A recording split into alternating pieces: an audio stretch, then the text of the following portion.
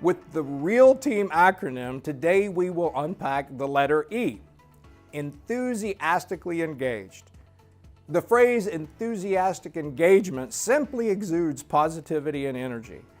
For the sake of making the point, instead of the rah-rah pump-up language, let's talk a bit about the opposite of enthusiastic engagement.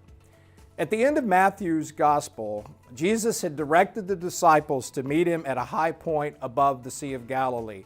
In Matthew 28, it says this, "Meanwhile, the 11 disciples were on their way to Galilee, headed for the mountain Jesus had set for their reunion.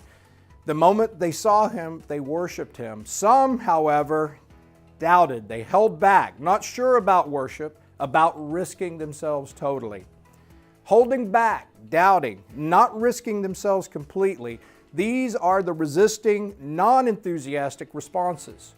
The good news in this passage is that the foot-dragging and skepticism did not hold Jesus back. In fact, he imparted the Great Commission to them and concluded by promising that he would be present through the power of the Spirit to the very end of the age.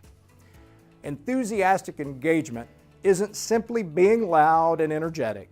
I think of it as being focused and determined, doing the right things with passion over the long road. The day in, day out, can-do spirit working under the realization that Christ is for us and that we have every spiritual blessing in Him. You will recall that previously we talked about relational connection to Jesus and to one another. The same principle applies. It is within our enthusiastic participation with Jesus that we are empowered to enthusiastically engage with our real team. I often say that you can't be a follower of Jesus and not have fire in your belly.